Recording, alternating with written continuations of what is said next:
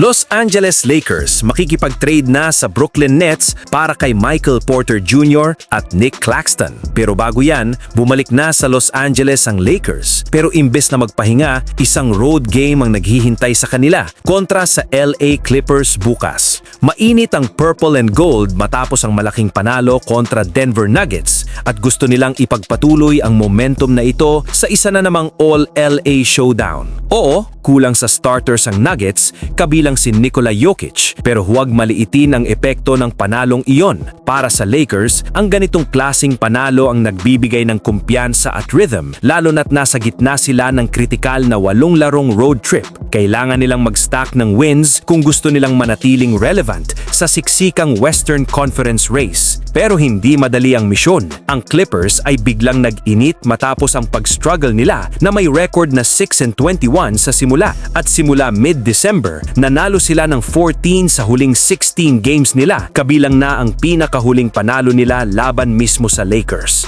Mas gumanda ang opensa nila, gayon ay ika-13 sa liga at mas consistent na rin ang depensa. Kahit wala si Kawhi Leonard sa huling 3 laro, ramdam pa rin ang impact ng kanyang production ngayong season. Si James Harden ay muling bumabalik sa All-Star form habang mas maayos na ang tira ng buong koponan mula sa 3. Sa panig ng Lakers, inaasahang mas lalaban sila ngayon. Sa pagbabalik nina Luka Doncic at DeAndre Ayton sa lineup, may dagdag firepower at interior presence na makakatulong para tapatan ng Clippers. Sa huli, simple lang ang goal. Dapat silang manalo at huwag bumaba na sa 5th seed ang Lakers at bawat panalo ay mahalaga. Ang laban na ito ay hindi lang tungkol sa pride.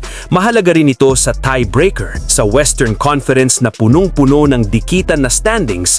Samantala, mainit ang usapan sa NBA trade deadline. At syempre, hindi mawawala ang Los Angeles Lakers sa sentro ng trade discussion. Tulad ng nakasanayan, inaasahang magiging buyers ang purple and gold habang patuloy nilang hinahabol ang panibagong kampyonato sa era nina LeBron James at Luka Doncic. Sa dami ng pangalan na inuugnay sa Lakers, 2 standout mula sa Brooklyn Nets ang lumutang, sina Michael Porter Jr. at Nick Claxton. At kung mangyari ito, game changer agad para sa LA. Matagal ng target ng Lakers sa Nick Claxton, isang athletic na big man na may rim protection, rebounding at energy sa loob ng paint. Sa averaging na halos 13 points, 7 rebounds at mahigit 1 block kada laro, swak na swak siya sa tabi ni na LeBron at Luka. Hindi na kailangang pilitin si Ayton sa sentro kada possession dahil may natural rim protector na pwedeng sumalo ng mabibigat na defensive assignment. Samantala, si Michael Porter Jr. naman ang sagot sa matagal ng problema ng Lakers sa wing scoring at shooting. Isipin mo ang spacing kapag may MPJ sa kanto habang nag-ooperate si Luka sa pick and roll.